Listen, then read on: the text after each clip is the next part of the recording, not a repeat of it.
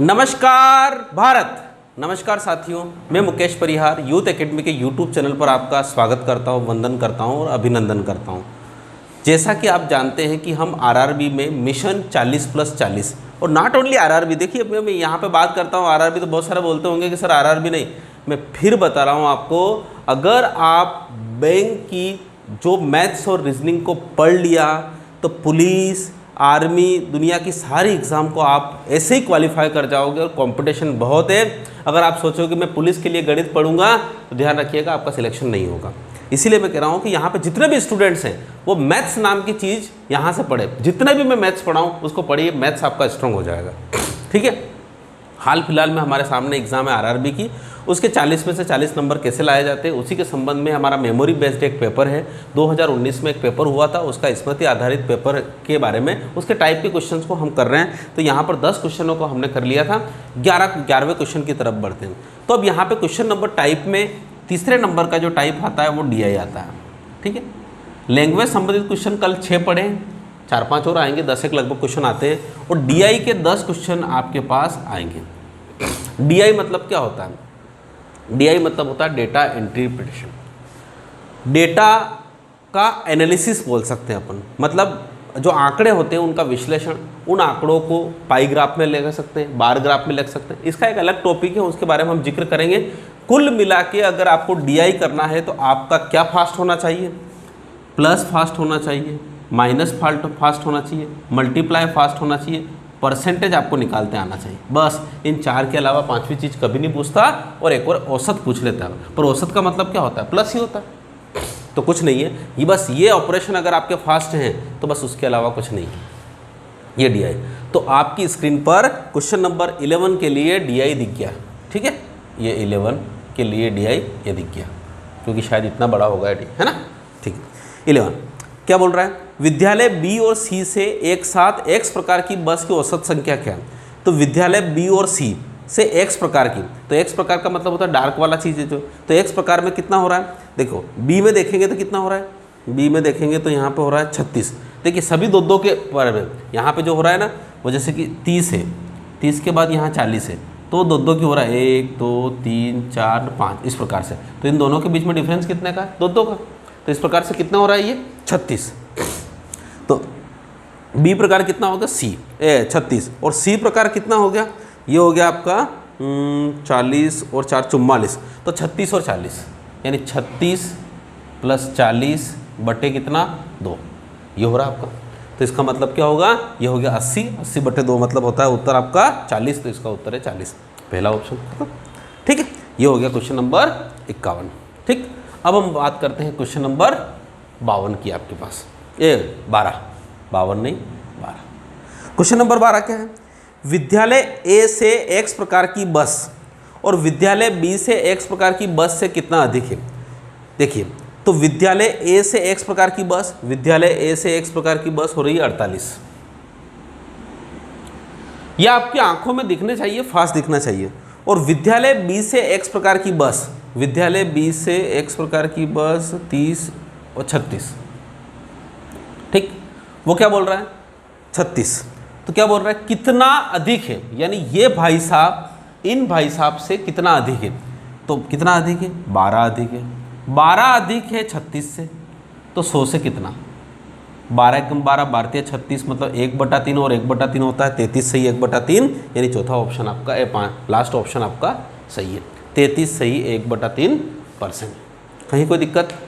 बिल्कुल छोटे छोटे से क्वेश्चन, बड़े मज़ेदार से क्वेश्चन आपके पास है। ठीक है, चलिए आ रहा समझ में? Question number 13 on your screen. Data interpretation बड़े मज़ेदार होते हैं, जोड़ घटाव के अलावा कुछ नहीं होता है, परसेंटेज होता है।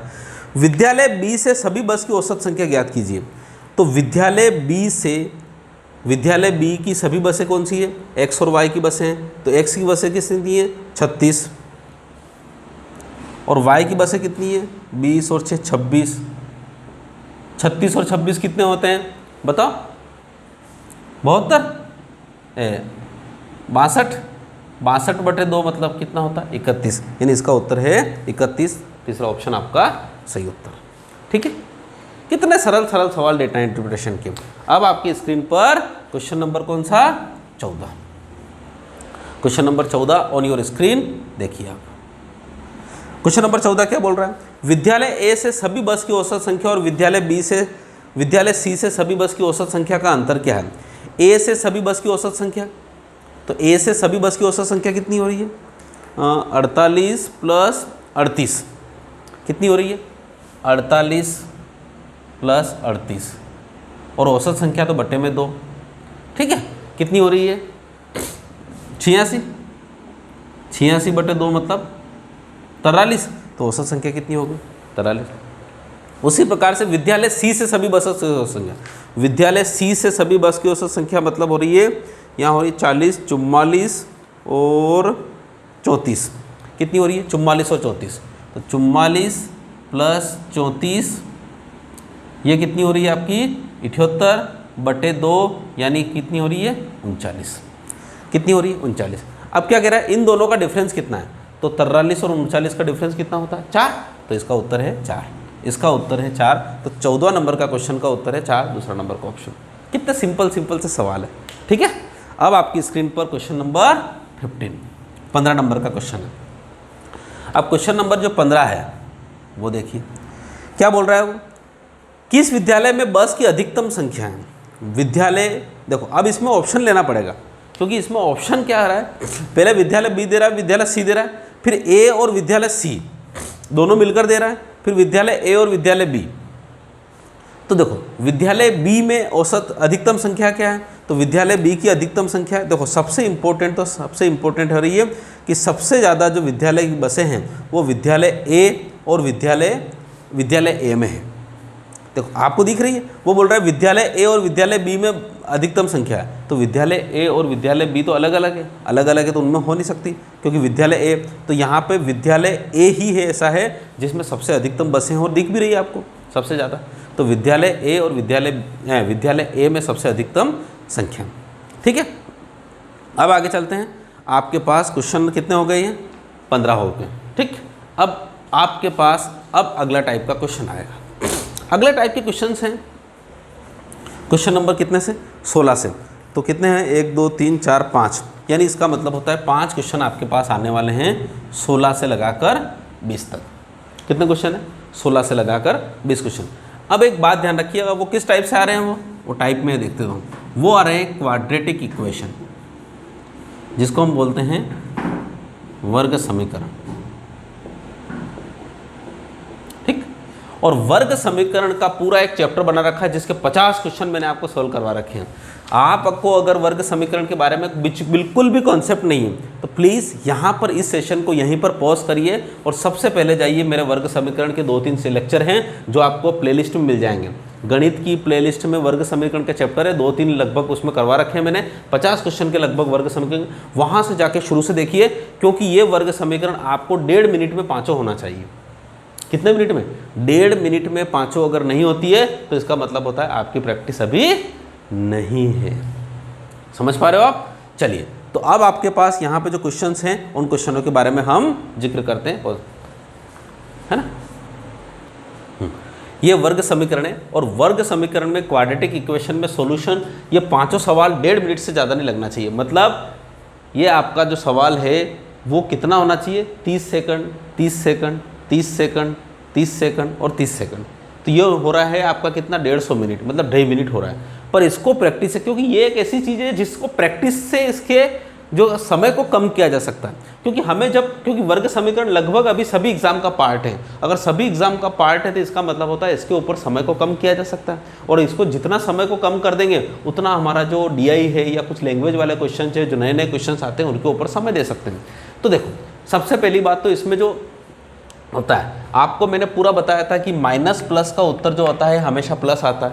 तो बात खत्म, कि प्लस माइनस वाला झंझट थोड़े खत्म करिएगा।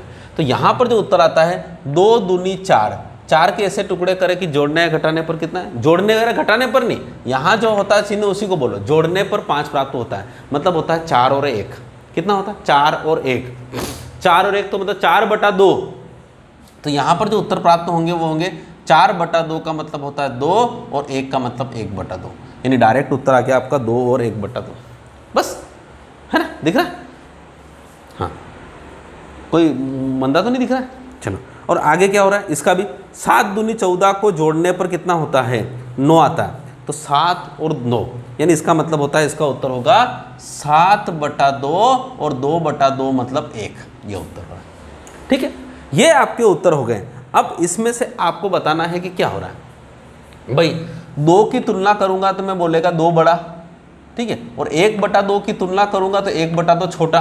तो एक बार बड़ा एक और एक बार y बड़ा, तो इसका मतलब होता है नो रिलेशन, इसका मतलब होता है संबंध स्थापित नहीं किया जा सकता। बहुत ही फास्ट करना पड़ेगा। और फिर बता रहा हूं, इसके लिए आपको कलेक्शन भी चाहिएगा, आपको कलेक्शन चाहिएगा। किसके? क्वेश्चनों का कलेक्शन। और क्वेश्चनों का कलेक्शन ऑलरेडी हम 40-50 क्वेश्चन एग्जाम के पॉइंट ऑफ व्यू से करवा चुके हैं, अब और आते जाएंगे आपके पास।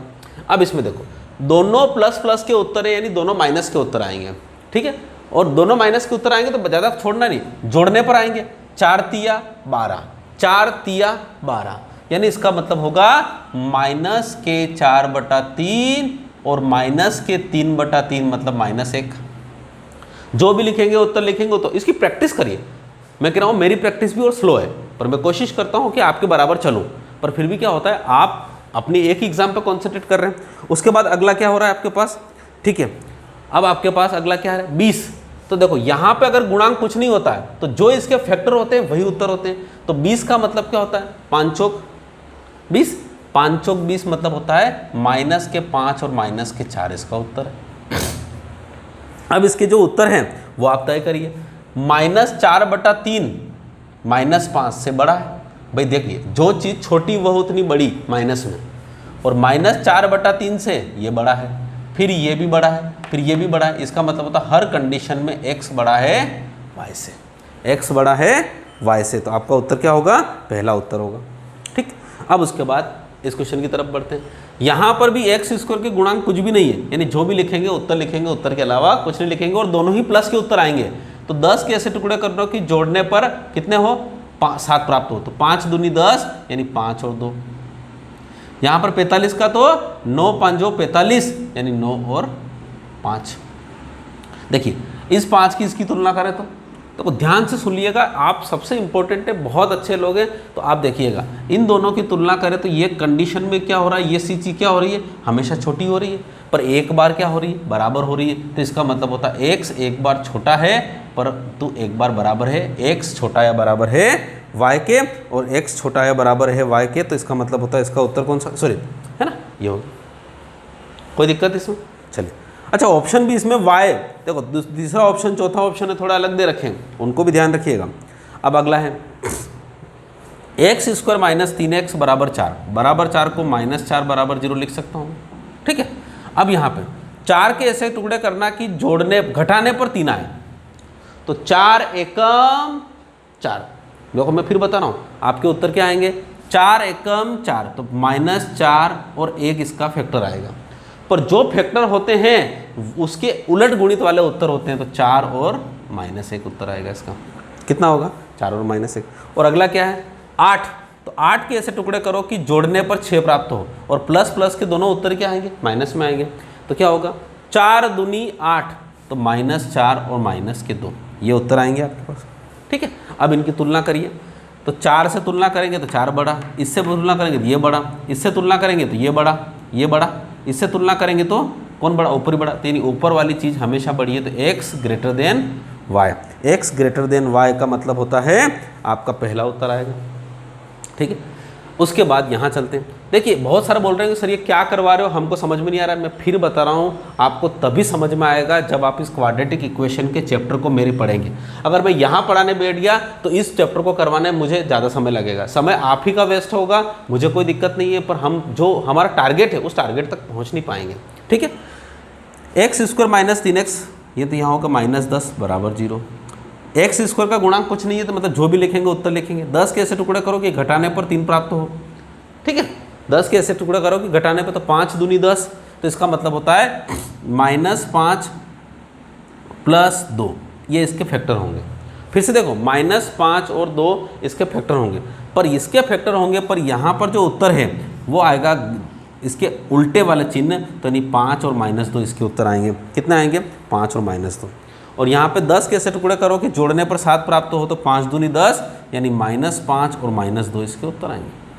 ठीक है, अब यहाँ से तुलना करेंगे तो क्या होगा, 5 बड़ा है, बड़ा ही है, -2 बराबर है, बड़ा ही है, 5 इससे भी बड़ा है, -2 इससे भी बड़ा है। इसका मतलब होता है एक बार x बराबर है और एक बार है, तो x लेस और इक्वल y, यानी इसका मतलब होता है इसका चौथा उत्तर आएगा आपका।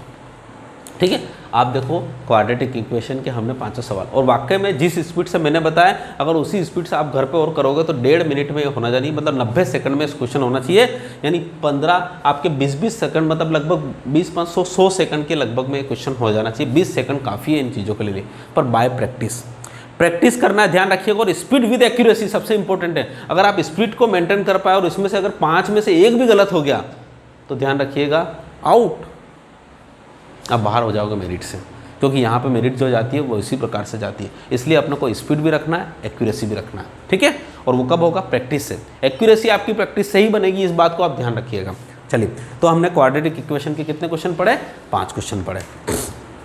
अब आपके सामने एक डेटा इंटरप्रिटेशन और आएगा। चलिए, तो अब आपके सामने 21वां नंबर का क्वेश्चन फिर डेटा इंटरप्रिटेशन से है। डेटा इंटरप्रिटेशन के 10 क्वेश्चन है, 5 क्वेश्चन मैं करवा चुका हूं, और उसके बाद यहाँ पे 5 क्वेश्चन और आपके सामने ये है। ठीक है, ये दुकानदार है, मतलब निम्नलिखित और विवरण उनके 3 अलग अलग दिनों में बेची गई वस्तुओं की संख्या है। यानी ए दुकानदार ने सोमवार के दिन 160 वस्तु, इसने 240 वस्तुएं बेची, इसने 210 बेची। ठीक है, वस्तुएं का मतलब होता है छतरियाँ बेच रहे हैं, अभी बरसात का मौसम है तो छतरियाँ बेच रहे हैं, कुछ ना कुछ या रेनकोट बेच रहे हैं, तो ये दुकानदार इस प्रकार से यहाँ पर चीज़ें हैं। ठीक है, अब इनके बारे में क्वेश्चन हम पढ़ते हैं। तो क्वेश्चन नंबर 21 आपकी स्क्रीन पर दिख रहा है। ठीक है, क्या हो रहा है, सोमवार को ए और बी द्वारा बेची गई वस्तुओं का बुधवार को बी और सी द्वारा बेची गई वस्तुओं से अनुपात ज्ञात करिए। देखो मैं इधर देख रहा हूँ क्योंकि आपके सामने क्वेश्चन दिख रहा है, अभी नहीं दिख रहा है मेरे पास। तो सोमवार को ए और बी द्वारा बेची गई वस्तुओं का, तो सोमवार को ए और बी द्वारा बेची गई वस्तुएं कितनी हो रही है, तो सोमवार को हो रही है 160 और 200 कितना हो गया 360। देखिए मैंने कहा जोड़ घटाव फास्ट होना चाहिए। का बुधवार को बी और सी द्वारा, तो बुधवार को बी और सी के द्वारा, तो बुधवार को बी और सी मतलब ये रहा, तो 3 2 5 6 600 का अनुपात कितना है, अनुपात ही पूछा उसने।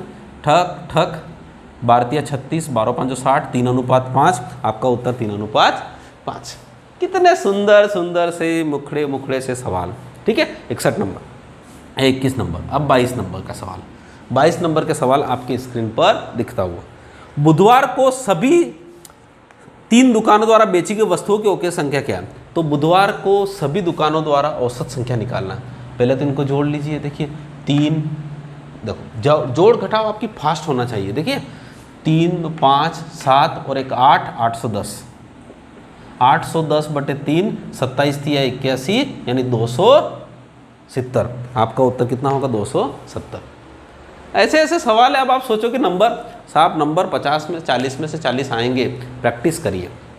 ठीक है, आपका क्वेश्चन नंबर 23 आपके सामने स्क्रीन पर देखिए कितने छोटे छोटे से सवाल है। डेटा को देखना है।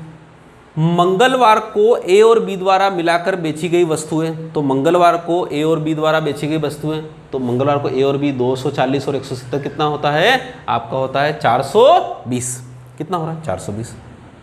डायरेक्ट लिखे ना आप, 240 भी लिखेंगे अलग से, 180 भी लिखेंगे तो समय वेस्ट नहीं होगा। और उसके बाद क्या बोल रहा है, बुधवार को बी और सी द्वारा बेची गई वस्तुओं, बुधवार को बी और सी द्वारा बेची गई वस्तु क्या हो रहा है 600। कितना हो रहा है 600। क्या पूछ रहा है सवाल, बेची वस्तुओं का कितना प्रतिशत है। इसका मतलब ये हो रहा है कि ये 420 इस 600 का कितना प्रतिशत है, यानी 420 600 का कितना प्रतिशत है, यानी गुणा कट कट कट कट 6 7 42 70% है, तो इसका उत्तर होगा 70%। ओके, मैंने बोला था ना केवल प्लस माइनस मल्टीप्लाई और परसेंटेज के अलावा कुछ नहीं आते डेटा इंटरप्रिटेशन में। ठीक है, ये आपके सामने कितने हो गए 23 सवाल हो चुके हैं। 3 सवाल इसके डेटा इंटरप्रिटेशन कर लिए। चलिए 24वां नंबर का क्वेश्चन आपकी स्क्रीन पर दिखता हुआ। 24वां नंबर के क्वेश्चन के बारे में हम देखें तो 24वां नंबर का क्वेश्चन क्या हो रहा है, सोमवार और मंगलवार को मिलाकर बी द्वारा बेची गई वस्तुओं की संख्या। तो सोमवार और मंगलवार को बी द्वारा बेची गई वस्तुओं की संख्या कितनी होगी बताओ। सोमवार और मंगलवार को मिलाकर बी द्वारा बेची गई वस्तुओं की संख्या तथा मंगलवार और बुधवार को ए द्वारा बेची गई वस्तुओं की संख्या का अंतर ज्ञात कीजिए। तो देखिए सबसे पहले तो सोमवार और मंगलवार को क्या है बी द्वारा, तो सोमवार और मंगलवार को बी द्वारा ये नहीं ये रही है, तो कितना हो रहा है 200 और 180 कितना हो गया 380, ठीक। और उसके बाद क्या हो रहा है उसने वो क्या बचा, तथा मंगलवार और बुधवार को ए द्वारा, तो मंगलवार और बुधवार को ए द्वारा, तो 240 और 210 कितना हो गया 450, ठीक। क्या बोल रहा है इन दोनों के बीच का डिफरेंस ज्ञात करिए, तो डिफरेंस कितना हो रहा है भाई 2 इधर 50 इधर मतलब 70 इसका डिफरेंस है, 70 इसका उत्तर है। जय हिंद जय भारत, आगे चलो, ठीक है। तो कितना उत्तर है 24 कितना ये हो गया। चलो क्वेश्चन नंबर 25, क्वेश्चन नंबर 25 है सभी 3 दिनों में बी द्वारा बेची गई वस्तुओं का सभी 3 दिनों में सी द्वारा बेची गई वस्तुओं से अनुपात ज्ञात कीजिए। फिर से सभी 3 दिनों में, क्या बोल रहा है वो, सभी 3 दिनों में बी द्वारा बेची गई वस्तुओं का, तो सभी 3 दिनों में बी द्वारा बेची गई वस्तुओं का, ठीक। ले लो तो कितना हो रहा है 200 180 मतलब ये तो हो गया कितना 400 500 और 200 700, तो इसका उत्तर आया कितना 700 बटे सभी 3 दिनों में सी द्वारा बेची गई संख्या, तो सी द्वारा बेची गई संख्या तो क्या हो रहा है 3 5 6 और 7 और 60, तो कितना हो रहा है 760 हो रहा है। बस इसका क्या निकालना है अनुपात निकालना है। कट किया यहाँ हो गया 35 और यहाँ हो गया 38, तो इसका अनुपात हो गया 35:38। लो सर हो गया। अब आपका 26वां नंबर का क्वेश्चन, क्वेश्चन नंबर कौन सा है 26वां नंबर का। तो ये 26वां नंबर का क्वेश्चन भी आपके अब स्क्रीन पर दिखता हुआ, पर अब ये कितने इस डेटा इंटरप्रिटेशन से संबंधित कितने क्वेश्चन थे 25 ही थे, ठीक है। तो देखिए आप, चलिए अब अगला जो सवाल आया है वो प्रॉफिट एंड लॉस से आया है। प्रॉफिट एंड लॉस वाला चैप्टर ये रहा। प्रॉफिट एंड लॉस में डिस्काउंट भी होता है, डिस्काउंट मतलब छूट। अब आपके पास यहाँ पे 6 क्वेश्चन हम ऑलरेडी लैंग्वेज क्वेश्चन से पहले पढ़ चुके हैं। कितने क्वेश्चन पढ़ चुके हैं 6 क्वेश्चन पढ़ रहे हैं, और हमको पास 5 क्वेश्चन और आएंगे। अभी कितने क्वेश्चन और आएंगे 5 क्वेश्चन और देख लेता हूँ कितना 1 2 3 4 और एक और 5, हाँ 5 क्वेश्चन हमारे पास आएंगे। इसका मतलब होता है 11 क्वेश्चन के लगभग लैंग्वेज क्वेश्चन से कर रहा है, और ये लैंग्वेज क्वेश्चंस बहुत इंपॉर्टेंट होते हैं। अब यहाँ पे कॉन्सेप्ट में बताऊँगा, प्रॉफिट लॉस के चैप्टर में अगर नहीं बता पाया क्योंकि वो चैप्टर आपने देखा नहीं होगा, देखा होगा तो वहाँ पे वो कॉन्सेप्ट शायद मैंने नहीं पढ़ा है। इस कॉन्सेप्ट को यहाँ पढ़िएगा और इस क्वेश्चन को प्रॉफिट लॉस में जाके डाल दीजिएगा, आपके स्टॉक में उसको कर दीजिएगा। देखिए थोड़ी देर के लिए ये है कॉस्ट प्राइस, ठीक। माना कि एक वस्तु को सी रुपये में खरीदा, कितने रुपए में खरीदा सी को भले आप 100 सी भी लिख सकते हैं, कितना 100 सी भी लिख सकते हैं, ठीक है। कितना लिख दो 100 सी लिख दो, नहीं लिखो तो कोई बात नहीं, यहाँ पे 100 लिख दो, कितना सी। और अगर आपने यहाँ पर कुछ प्रॉफिट परसेंट के साथ इसका सेलिंग प्राइस हो गई होती, तो इसकी सेलिंग प्राइस कितनी हो जाएगी cost price plus cost price का P%, ये उसकी सेलिंग प्राइस हो। ध्यान से सुन लेना आप चीज़ें, तो अगर नहीं समझ में आ रहा देखो, अगर इसकी 100 रुपये है तो इसका 50% अगर प्रॉफिट है तो कैसे लिखेंगे 100 प्लस 50% मतलब 100 का 50% मतलब बटे 100, 100 से 100 कट जाएगा, 100 प्लस 50 मतलब 150 आ जाएगा ना। उसी प्रकार से ये रहा, ठीक। अब उसी प्रकार से आपको पता है जनरली ये दोनों काम होना चाहिए, पर आजकल थोड़ा घोटालेबाज काम करते हैं। घोटालेबाज काम का करना होता है, होता कुछ है दिखाते कुछ है। तो दिखाते कितना है उसको बोलते हैं मार्क प्राइस, अंकित मूल्य। अंकित मूल्य में क्या होता है, ये इधर से चलता है यूँ। अंकित मूल्य में क्या होता है डिस्काउंट परसेंट चलता है हमेशा। जहाँ पर भी कॉस्ट प्राइस और कुछ प्रॉफिट हो परंतु मार्क प्राइस के साथ डिस्काउंट हो, तो ये एक रेशो निकालूंगा, वो बहुत इंपॉर्टेंट है और आपका बहुत काम आएगा, ठीक है। डिस्काउंट परसेंट का मतलब ये हो रहा है, इसको हटा देता हूँ मैं, यानी मार्क प्राइस की अगर कीमत हो m, तो यहाँ से मुझे अगर डिस्काउंट परसेंट मिल रहा है तो डिस्काउंट परसेंट से कीमत कितनी हो जाएगी m प्लस m का डिस्काउंट परसेंट, और यहाँ पे माइनस होगा क्योंकि डिस्काउंट परसेंट हमेशा माइनस होता है। क्या ये दोनों चीज़ें समझ में आई? तो फिर बताओ फिर से। यहाँ पर किसी वस्तु की कीमत सी थी, मैं यहाँ पे आपको आंकड़ों के साथ भी बताऊंगा, अभी इसको लिख लीजिए। कॉस्ट प्राइस कितनी यहाँ पे सी, अगर कॉस्ट प्राइस सी है तो सी का 50% अगर यहाँ पे प्रॉफिट परसेंट अगर रखें तो उसकी सेलिंग प्राइस कितनी हो जाएगी सेलिंग प्राइस का मतलब होता है विक्रय मूल्य कितना हो जाएगा, cost price plus selling price का प्रॉफिट परसेंट। ठीक है, हो जाएगा बिल्कुल। और अगर यहाँ पे रखूँ मैं, अगर 100 रखूँ तो ये 100 और 100 का 50% मतलब हो जाएगा 150, हो जाएगा। उसी प्रकार से यहाँ से मैं अगर इसकी वस्तु की कीमत अगर 200 रुपये है तो 200 का 25% अगर डिस्काउंट रखूँ मैं तो 200 का 25% कितना होता है, वही 50 होता है। तो इसका मतलब होता है ये यहाँ पे आ गया। ठीक है, एम माइनस एम का डिस्काउंट परसेंट, तो एम कितना है 200, 200 का 25%, 200 का 25% कितना होता है 50, और वही 200 में से 50 गए तो कितना बचा 150। तो आपको पता है ये दोनों बराबर होंगे। भाई एक चीज़ है, इधर से मैं इधर लाऊं तो ये बराबर होंगे, और इधर से मैं इधर लाऊं तो दोनों बराबर होंगे। भाई सेलिंग प्राइस तो दोनों की समान होगी ना, तो इसका मतलब हुआ C प्लस C का P% बराबर होगा M माइनस M का D%, बराबर होगा। इसका मतलब होता है यहाँ से C कॉमन निकाला तो यहाँ बचा 1 प्लस प्रॉफिट परसेंट, और यहाँ पे M कॉमन निकाला तो यहाँ बचा 1 माइनस D%, और C बटे M मतलब होता है कॉस्ट प्राइस बटे मार्क प्राइस इक्वल टू हो गया 1 प्लस, अब देखो यहाँ पे P%, तो परसेंटेज को बटे में लाएंगे तो 100 हो जाएगा, तो 100 हो जाएगा तो यहाँ हो जाएगा 100 प्लस P, और यहाँ पे हो जाएगा 100 माइनस D। ये बहुत ही बढ़िया रेशो है और इसको याद रखना साहब। यानी कॉस्ट प्राइस और मार्क प्राइस का रेशो ये होता है कि प्रॉफिट को 100 में जोड़ दो और प्रॉफिट में 100 में से प्रॉफिट को जोड़ दो और 100 में से डिस्काउंट को घटा दो। यही होता है, ध्यान रखिएगा, अगर नहीं किया तो मज़ा नहीं आएगा। समझ पा रहे हो? इसका हमेशा याद रखना इस सॉल्यूशन को। ठीक है, इस सॉल्यूशन को मैं यहाँ से लगाकर यहाँ तक तो मैंने सिद्ध किया है, इस सिद्ध किए वाले को हटा दूँ। ठीक है, जैसे इसको हटाया तो इसके ऊपर जो क्वेश्चंस रहेंगे वो क्वेश्चंस यहाँ पर आपके पास, क्वेश्चन नंबर कौन सा है आपका 26, अब आपकी बोर्ड पे दिख रहा होगा। बहुत ही प्यारा क्वेश्चन। क्या बोल रहा है, एक वस्तु का अंकित मूल्य उसके वस्तु के क्रय मूल्य से 250 अधिक है, कोई बात नहीं होने दो, और इसे अंकित मूल्य पर 15% की छूट पर बेचा जाता है, तो वस्तु का क्रय मूल्य ज्ञात कीजिए यदि अर्जित लाभ 27.5% है। यानी इसका मतलब होता है प्रॉफिट परसेंट उसने दे रखा है, कितना दे रखा है 27.5%। ठीक है, और डिस्काउंट कितना दे रखा है, डिस्काउंट भी दे रखा है 15% की छूट दे रहा है।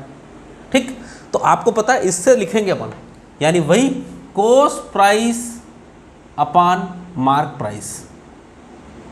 समझ पा रहे हो मेरी बात? कॉस्ट प्राइस अपान मार्क प्राइस का अनुपात कितना होता है, 100 में से प्रॉफिट को जोड़ेंगे, तो कॉस्ट प्राइस हमेशा 100 में से क्या करेंगे, कॉस्ट प्राइस को जोड़ेंगे। तो कॉस्ट प्राइस कितनी है, सॉरी यहाँ पे एक मिनट रुको, यहाँ पे थोड़ी सी गलती हो गई, शायद ये चीज़ इधर जाती,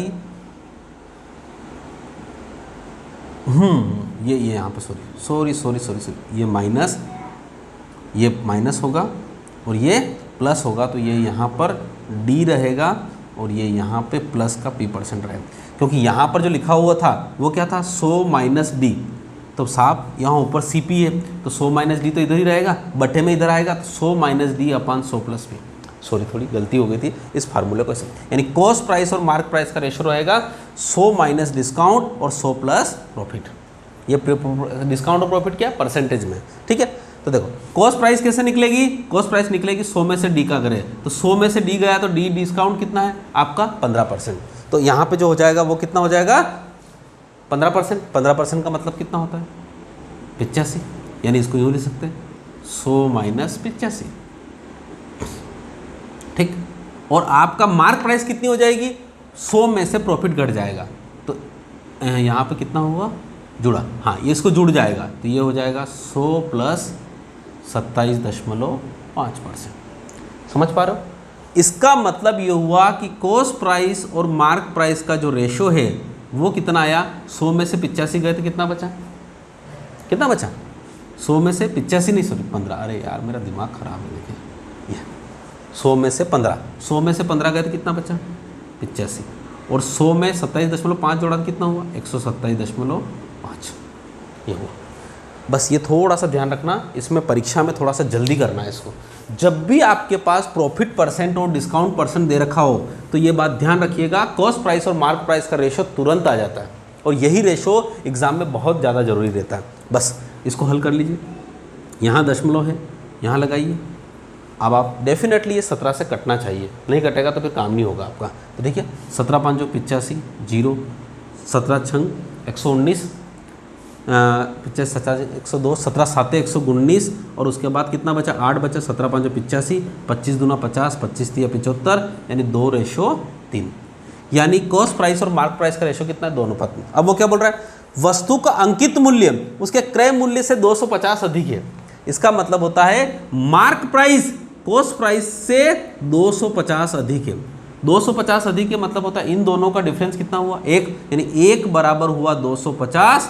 तो क्या पूछना चाहता है वो, आपको क्या बात कहते चाहते हैं, वस्तु का क्रय मूल्य ज्ञात करिए। तो क्रय मूल्य कितना है, 2, तो 2 अनुपात बराबर होगा 250 गुणित 2 यानी 500, इसका रुपये 500 का उत्तर है। ये बात ध्यान रखिएगा, ये सवाल बहुत इंपॉर्टेंट है और आनंद आएगा इसको सवाल का हल को देखना आप पूरी तरह से। अब परीक्षा में इसको कैसे करेंगे एक बार और थोड़ा सा आपको मैं बता देता हूँ। डायरेक्ट सवाल की रूपरेखा, सवाल कैसा होता है, जहाँ पर प्रॉफिट परसेंट और डिस्काउंट परसेंट दिया हुआ हो। प्रॉफिट परसेंट किससे दिया होगा, वो प्रॉफिट परसेंट और डिस्काउंट परसेंट दिया होगा, तो वहाँ पे कॉस्ट प्राइस और मार्क प्राइस का अनुपात निकालना है। तो ध्यान रखिएगा, हमेशा इसको ऐसे लिखिएगा, कॉस्ट प्राइस और मार्क प्राइस। कॉस्ट प्राइस निकालने के लिए हमेशा आपको देखिए, इन दोनों में से छोटी कौन होती है, पहले तो ये बताओ कौन छोटा होता है, कॉस्ट प्राइस छोटा होता है, मार्क प्राइस तो ज़्यादा होता है। तो छोटा का मतलब होता है 100 में से घटाना है। किसको घटाना है, आपको कितना 15% का प्रॉफिट है तो घटाएंगे इसको, तो घटेगा 100 माइनस 15। और मार्क प्राइस का मतलब होता है 100 प्लस 27.5। ठीक, ये हो गया आपका काम। अब आप इसको क्या करिएगा, तो यहाँ पर इसको ये होगा 85 और यहाँ होगा 127.5। इसको काटेंगे तो 2 अनुपात 3 हो जाएगा। और ये बोल रहा है ये मार्क प्राइस इस कॉस्ट प्राइस से 250 रुपये ज़्यादा है, तो 1 बराबर कितना होगा 250, तो ये कितना होगा 500 और ये कितना होगा 750। तो उसने पूछा है कि क्रय मूल्य कितना है, तो वो है 500 रुपये। इतना सा बड़ा सवाल है, बहुत प्यारा सवाल है, आपको समझ में आया होगा। ठीक है, अब क्वेश्चन नंबर कितना 67, क्वेश्चन नंबर 27। ये 67 क्या है, हमारे पास सीरीज थोड़ी दूसरी है इसलिए 27। वर्ष 2016 में एक विद्यालय में लड़कों और लड़कियों का अनुपात 36:19 है। बहुत प्यारा सवाल है वो, 36:19 है। और वर्ष 2017 में लड़कों की संख्या में 1440 और लड़कियों की संख्या में 2017 में ये क्या हो रहा है आपका, कौन सा अनुपात होगा, लड़कों का लड़कियों से। लड़कों का मतलब होता है बॉयज़ और लड़कियों का मतलब होता है गर्ल्स का अनुपात 36। वर्ष 2017 में लड़कों की संख्या में 1440 और लड़कियों की संख्या में 15% की वृद्धि हुई। यानी लड़कों की संख्या में कितने की वृद्धि हुई, 1440 की। यानी यहाँ से यहाँ तक आए तो 1440 की वृद्धि हुई। और यहाँ पर परसेंटेज में जो वृद्धि हुई वो परसेंटेज में वृद्धि कितनी हुई, 15% की वृद्धि हुई। ठीक, और वर्ष 2017 में विद्यालयों की संख्या में विद्यार्थियों की संख्या में 1725 की वृद्धि हुई। इसका मतलब होता है टोटल जो वृद्धि हुई, यानी इसका मतलब होता है ये 1440 और 15% की अगर वृद्धि को देखा जाए तो टोटल वृद्धि कितनी हुई, 1725। ठीक है, तो विद्यालय में लड़कों की संख्या में हुई वृद्धि ज्ञात कीजिए। लड़कों की संख्या में कुल कितनी वृद्धि हुई, यानी कुल लड़के कितने हो गए, ये आपको बताना है। अब आप खुद सोचिए कि शुरुआत में 2016 में 17 लड़के कितने थे। देखिए यहाँ पे फिर बात करिए, मैं फिर बता रहा हूँ आपको कि यहाँ पर जो चीज़ें हैं उसको थोड़ा सा आपको समझना पड़ेगा। क्या है, लड़कों की संख्या कितनी है 36 और यहाँ पे कितना परसेंट है 19%। यहाँ पर लड़कों की संख्या में 1440 की वृद्धि हुई, यानी इसका मतलब होता है यहाँ कुछ लड़के रहे होंगे, यहाँ कुछ लड़के पहले ऑलरेडी रहे होंगे, उसमें 1440 की वृद्धि हुई। और यहाँ पे 19 और 15 के बीच में जो वृद्धि हुई ये 15% की हुई। अनुपात, ये अनुपात है, ध्यान रखिएगा, कितने परसेंट की वृद्धि हुई, 15%। कुल वृद्धि कितनी हुई 1725। इसका मतलब होता है कुल वृद्धि अगर 1725 हुई और लड़कों की वृद्धि कितनी हुई 1440, तो इसका मतलब ये हुआ कि यहाँ पर जो 285 की वृद्धि हुई, इसका मतलब ये हुआ कि लड़कियां कितने परसेंट रही होगी, 285 रही होगी। भाई 1440 लड़के हुए और कुल वृद्धि 1725 हुई, तो 1725 में से 1440 जाएंगे, कितने बचेंगे, 285। और 285 किसके बराबर है, 15% के बराबर। ये बात आप समझ रहे हो, 15% के बराबर ये हुआ, तो इसका मतलब ये हुआ कि 15% की वृद्धि यहां पर हुई। समझ पा रहे हो ना मेरी बात, 15% की वृद्धि, तो 1% कितना हुआ होगा, 15 एकम 15, कितना बचा 13, 15 नम्मा 135। इसका मतलब होता है 1% बराबर 19, तो 100% कितना हुआ होगा, 1900 के बराबर। इसका मतलब ये हुआ कि यहां पर जो लड़कियां थी वो 19 जो थी वो 1900 के बराबर थी। समझ पा रहे हो मेरी बात को, ये लड़कियां 19, अगर ये 1900 इस 19 के बराबर है तो एक बराबर कितना हुआ, 100, तो इसका मतलब हुआ लड़के कितने होंगे, 3600। लड़के 3600 शुरुआत में थे और 1440 की वृद्धि हो गई, तो 3600 में 1440 अगर आप जोड़ेंगे तो होगा 4 10 4040, यानी कुल मिला के आपका जो 3 और 1 4 और 1 5 5040 जो होंगे वो, तो लड़कों की संख्या में वृद्धि कितनी होगी, 5040 हो गई। ठीक है, समझ पा रहे हो, तो लड़कों की संख्या कितनी हो गई, 5040। सवाल समझ में आया, बहुत ही प्यारा सवाल है। अब इस सवाल को परसेंटेज से लेंगे हम, परसेंटेज के बेस पे क्वेश्चन है, कुछ भी नहीं है। ठीक है, तो 27वां नंबर का क्वेश्चन आपने कर लिया। अब 28वें नंबर के क्वेश्चन की तरफ हम बढ़ते हैं। छोटे छोटे क्वेश्चन है बिल्कुल, मैं आपको यहाँ पे थोड़ा टाइम टेकिंग ले रहा हूँ, पर आपको यहाँ पे प्रैक्टिस करना है, एक एक पेपर को 10 बार करना है।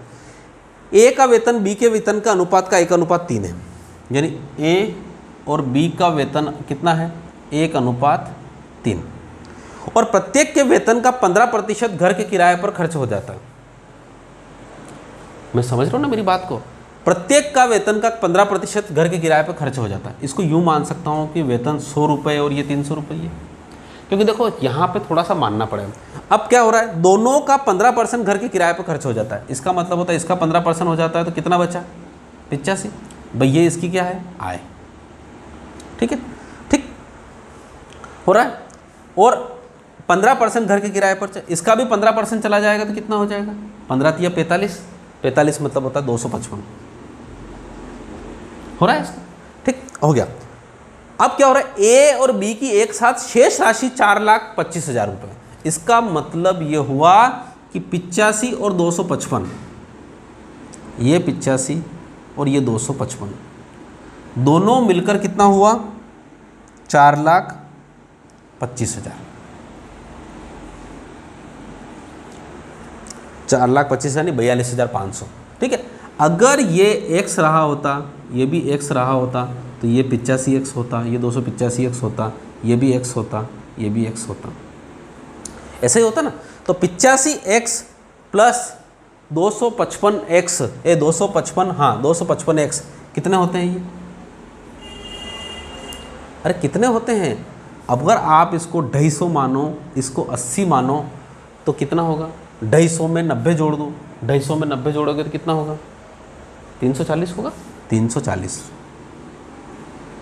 x बराबर 425,000।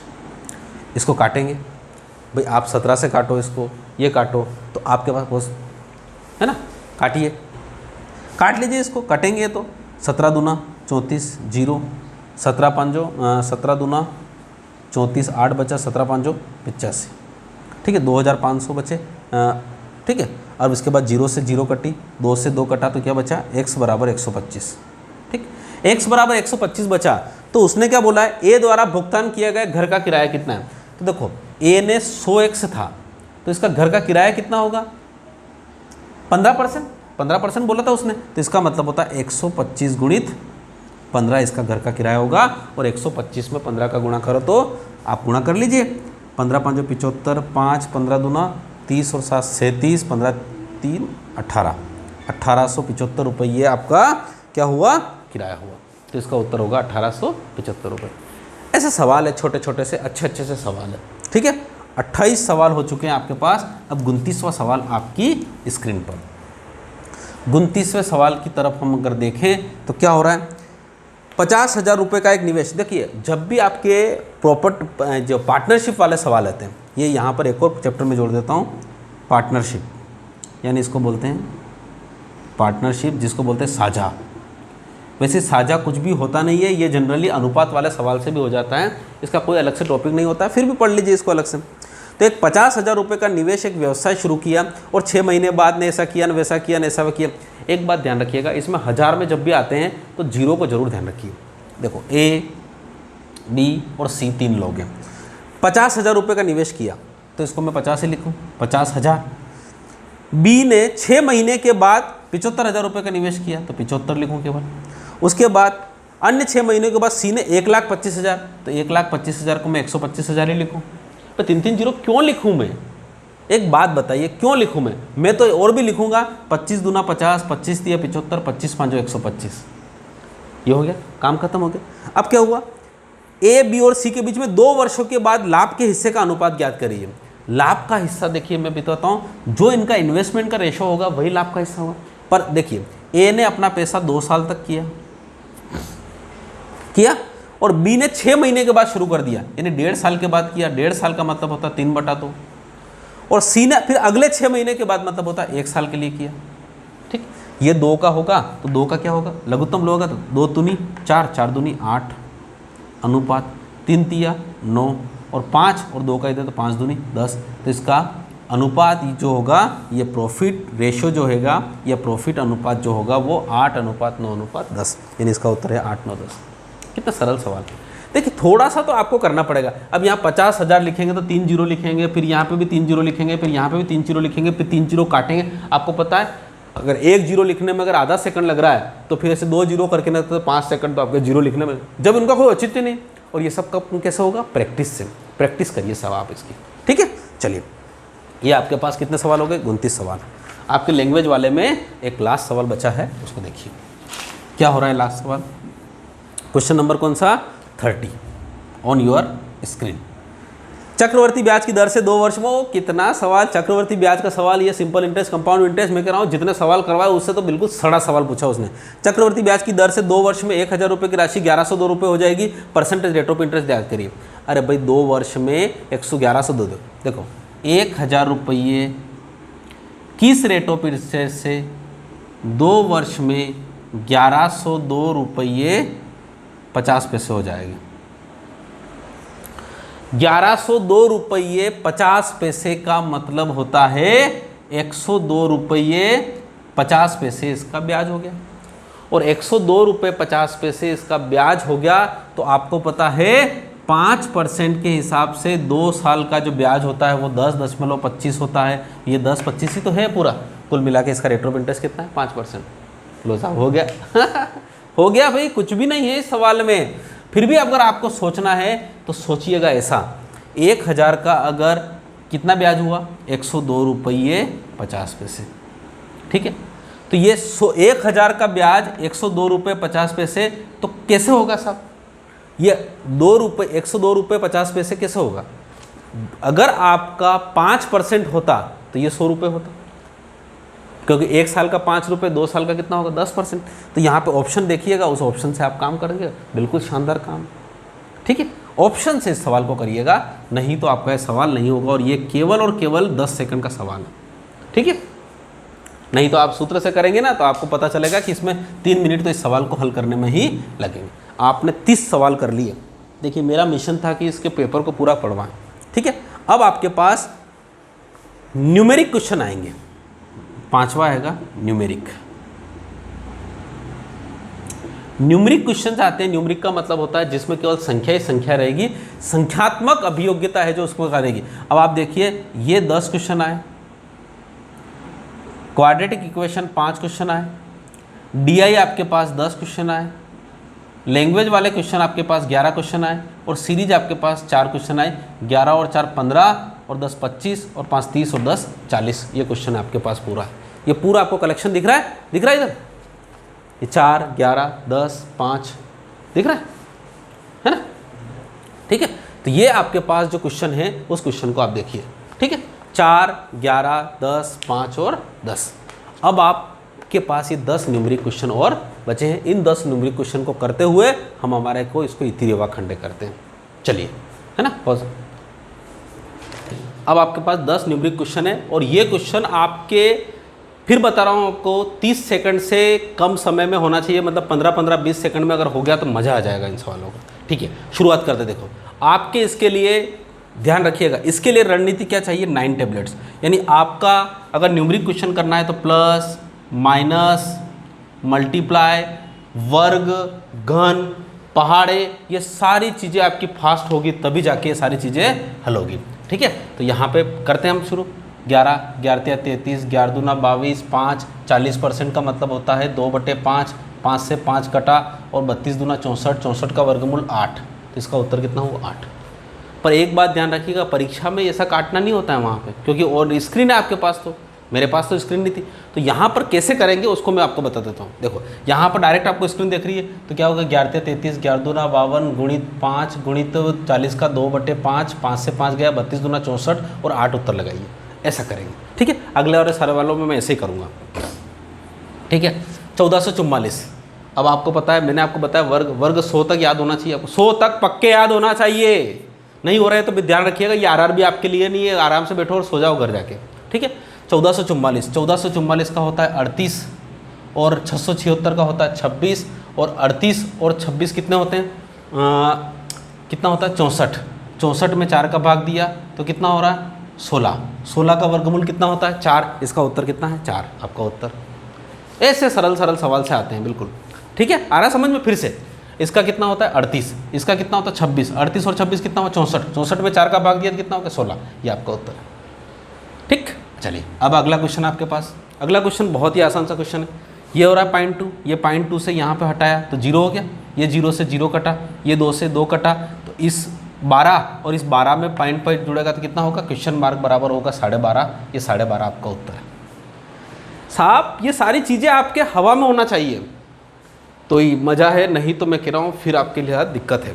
यहाँ पे 324 कितना होता है, 324 किसका होता है 18 का, 18 होता है। 222 में से 18 गए तो कितना बचा, कितना बचा 4 बचा, 204 बचा। अब यहाँ पे क्या हुआ, क्वेश्चन मार्क कितना हुआ 204। देख ठीक है, 60% का मतलब कितना होता है 3/5, 3/5 का मतलब होता है 5/3। ठीक है, और 3 छंग 18, 3 8 24। ठीक है, 68 गुणित 5 और 68 गुणित 5 आपका उत्तर कितना होगा 400। भाई 8 5 40 की 0 80 लेख 6 5 सॉरी पास देखिए तो सॉरी गलती देखो, मैं बताता हूँ आपको, फास्ट में गलती होती है और ये प्रैक्टिस से गए। 222, अब ये 18 भैया जुड़ेगा, ये माइनस है तो उधर जाएगा तो जुड़ेगा तो 222 में 18 जुड़ेगा तो कितना होगा 240 होगा ना, 240। 60% का मतलब होता है 3/5, 3/5 मतलब 5/3, 3 8 24, 8 5 40 मतलब 400 आपका उत्तर है और 400 आपका ऑप्शन में दिख रहा है, लगाइए आगे बढ़िए। ठीक है, अब अगला सवाल देखो, यहाँ पे बहुत प्यारा क्वेश्चन है। 2 की घात 3, 8 8 64, ये 64 का वर्गमूल कितना होगा 8, ये कट जाएगा इससे। यहाँ पे कितना बचा 3 की घात 2, 3 की घात 2 कितना बचा 9 बचा, 9 से इसे कट जाएगा तो क्वेश्चन मार्क बराबर कितना हुआ 10 उत्तर। यही से बिल्कुल दिख रहा है, यूं करके ना खड़े रहो आराम से दिखेगा, दिख रहा है। 2 की घात 3 8, 64 का वर्गमूल 8, 8 से 8 कट गया। 3 की घात 2 9 से ये 10 कट गया, तो यहाँ पे कितना बचा, यहाँ बचा 10 भागित क्वेश्चन मार्क ऊपर चला जाएगा और 10 यूँ चला जाएगा तो क्वेश्चन मार्क बराबर हो जाएगा 10 और आपका ऑप्शन है 10, लगाइए। साहब इतने सरल सवाल है, पिछले 2019 का क्वेश्चन है, देखिए दिल से करिए, सही है, मैं कह रहा हूँ प्रैक्टिस चाहिए, अगर इतनी प्रैक्टिस करेंगे तो आपको आनंद आएगा। चलिए अब अगले क्वेश्चन आपके साथ देखिए।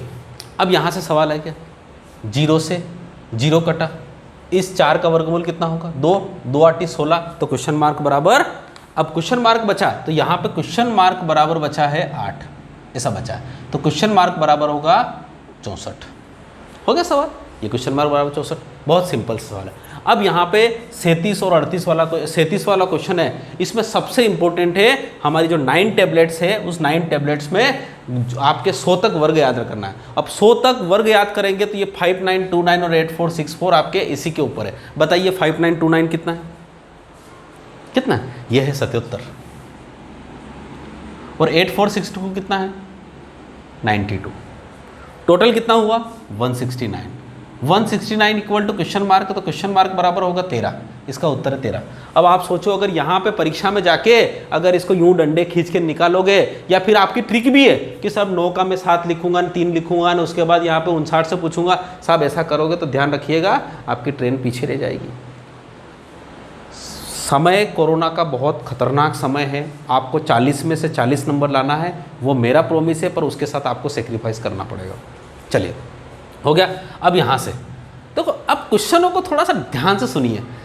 7.5 में से ढह गए, इसको ऐसा अगर जिसने समझा वो जीवन में कुछ कर पाएगा, नहीं करेगा तो फिर कुछ नहीं करेगा। 7.5 में से ढह गए तो कितना बचा 5। 5 को 50 से काटा, 10 बार कटा, तो क्वेश्चन मार्क बराबर हुआ 10। तो इसका उत्तर है क्वेश्चन मार्क बराबर 10। कितने सिंपल सिंपल से क्वेश्चन हैं। अब आप सोचोगे क्या कर रहे हो, यही क्वेश्चन है ना पूरा। भाई इसको 7.5 मानो, इसको ढाई मानो, 5 बचा, 5 से 50 कटा तो 10 बार कटा, तो क्वेश्चन मार्क इधर 10 बराबर क्वेश्चन मार्क बराबर 10। ठीक, अब इसको काटिए। भाई यहाँ पे जो सवाल है उनको भी ऐसे ही करना है। अब देखो, अब बहुत सारी दिक्कतें यहाँ पे क्या होती है कि हम सवाल देखो, 2 चौक 8, 2 5 10। ठीक, अब बहुत सारे को सोचोगे सर आपके पास तो ऐसा है ना, आप काट रहे हो, तो नहीं काट रहा हूँ, चलो मैं ठीक है। अब इसको यहीं पे मैं सोल्व करूँ। अगर परीक्षा में आया तो क्या होगा, यहाँ है आधा, फिर से देखो यहाँ पे कितना होगा, 2 से 4 कट जाए आधा, आधे में 4 जोड़ेंगे तो कितना होगा 4.5। 4.5 को मिल सकता हूँ 4 से 1/2, 4 2 9/2, ऐसे ही होगा ना, 9/2 गुणित कितना, अब यहाँ पे 4 का क्या लेंगे 2, और यहाँ पे बचेगा 2/5 बराबर क्वेश्चन मार्क। ठीक है, 9 दूनी 18, 5 दूनी 10, 1.8। ये सही आपका क्वेश्चन है आपका, 9 दूनी 18, 5 दूनी 10 करिए। ठीक है, प्लस गलती से फिर अभी 8 था ना, 4 लिख दिया। ठीक है, तो यहाँ पे तो यहाँ कितना होगा, 2 चौक 8 और 2 5 10, ये 5, 9 चौक 36, 36/10 मतलब होता है 3.6, और आपका ऑप्शन है 3.6। ठीक है, अब आप बताइए क्या ये 22.5 मिनट का पेपर था? साहब आपकी स्पीड ऐसी होना चाहिए कि 22.5 मिनट से भी आप कम में ख़त्म कर पाओ। चलिए अब आप चलते हैं लास्ट क्वेश्चन आपका 80%। देखिए सवालों को जितना अच्छा करेंगे उतना ही आनंद आएगा।